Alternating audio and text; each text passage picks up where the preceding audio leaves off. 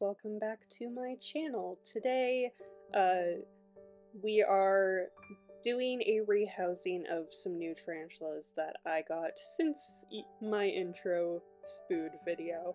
So here we are starting with a Carabina Versicolor. Look at that beautiful, beautiful little baby. So excited for them.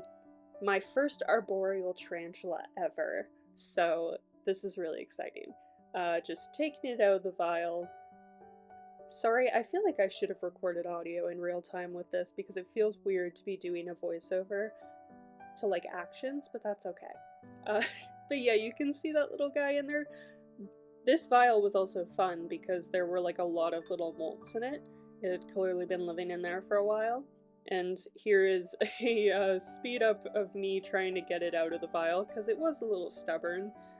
The Carabina Versicolor did not really want to come out, but eventually I got there. And look at it, it's so cute. I'm totally in love with this little guy. I have tentatively named them Luna, but I am open to name suggestions, and of course I don't know whether it's a male or a female, so you know, depending on what they mature into, their name might change anyway, but Luna is currently what I've been calling my little Carabina Versicolor. And they are doing very well in this enclosure, which this is a Mini Beasts Canada small arboreal enclosure. I previously had a jumping spider in here. You can see substrate. It has a little live sprig of pothos that I hope will grow more. Some cork bark, some moss, just a simple little setup. So now we are done with that one. Oh, gotta fill up the water dish though. I just used little tattoo ink cups. I think I got them from like Shein for literally like 100 for $2 or something like that. That's what I used for all of my tarantula water dishes. I have small ones, which I think are the ones pictured here, and I've also recently gotten large ones, because the small ones are very, very small, so I upgraded most of my tarantula slings to the larger ones. And then here we have a Nicaraguan curly hair tarantula, I believe. T. albopilosus, something like that. Sorry, I don't remember the scientific name. I can never remember the scientific name for the curly hairs for some reason. But this one was burrowed deep down in the substrate, so I had to kind of do a little bit of excavating to try to get it out of there. So yeah, you see, what am I even doing? A great question to ask. But yeah, oh, there it goes. There goes the little guy running around the little container that I had it in. So now I'm grabbing my little catch cup so that I can get it out.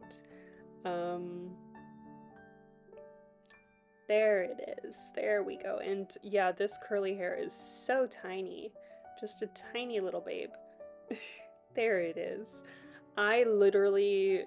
I think I've seen this tarantula once since I got it, and at the time of recording this voiceover, it's been like 3 weeks that I've had it.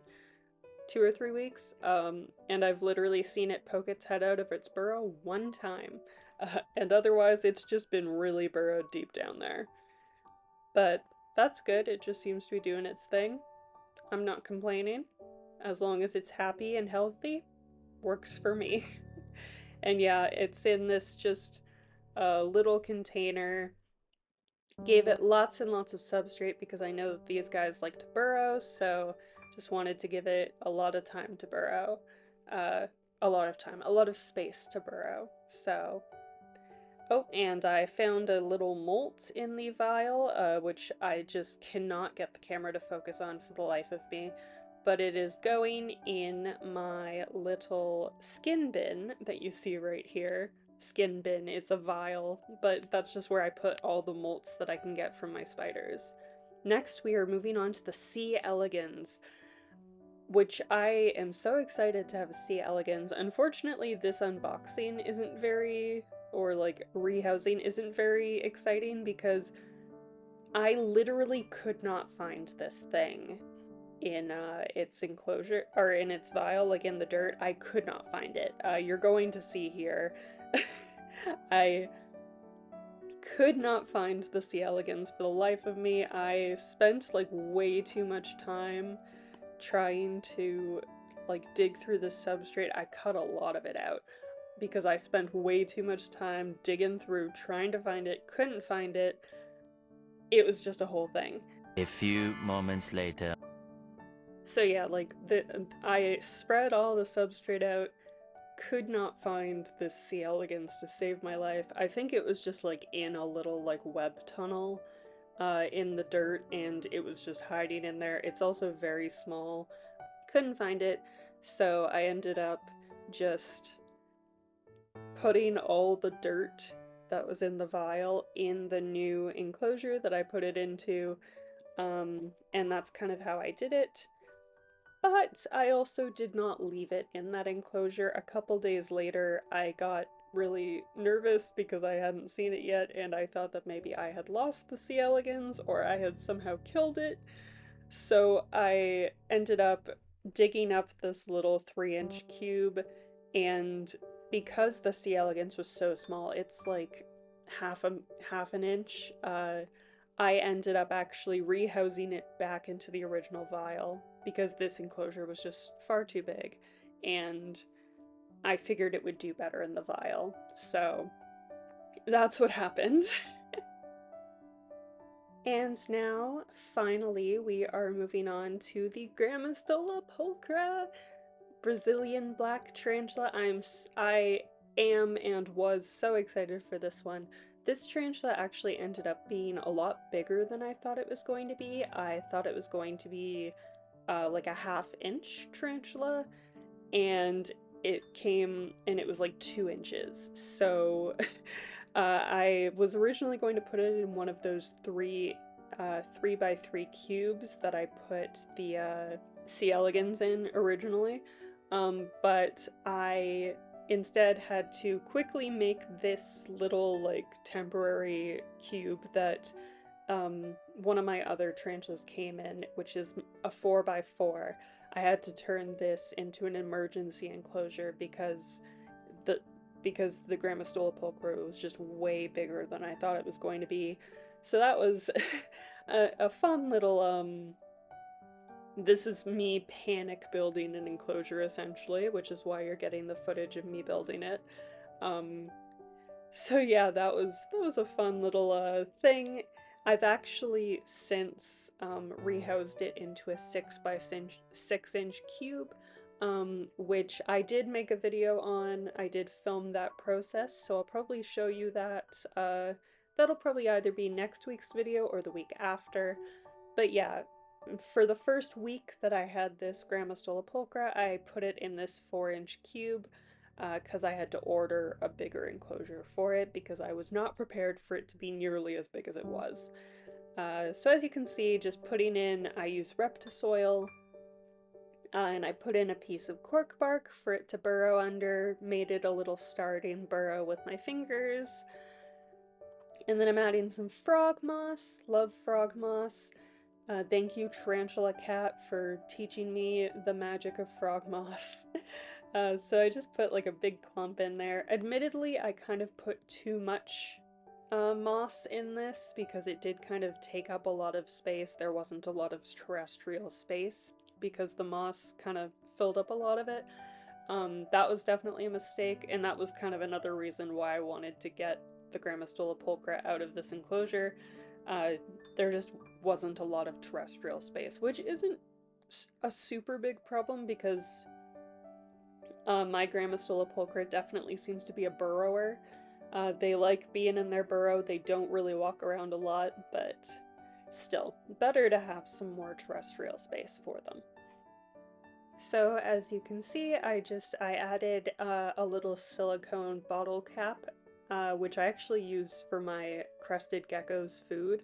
I just added one of those to be the water dish, since obviously this tarantula is bigger than my others and needs a bigger water dish. Also added just a pretty little blue rock for the vibes, I guess. And then I'm also adding some little mushrooms. I love my little mushrooms in decor, so I added a couple of those in here as well. I love adding the little mushrooms to my enclosures and the pretty little rocks. I feel like it just makes them much more whimsical, which I love. I love a bit of whimsy. So yeah, that is what the original kind of emergency enclosure looked like for my Grammostola pulchra. Uh, I do like the design, but obviously it was just smaller than it needed to be. So there's the little guy. I have tentatively named this one Hemlock, although I'm also considering naming it Ebony Darkness Dementia Raven Way.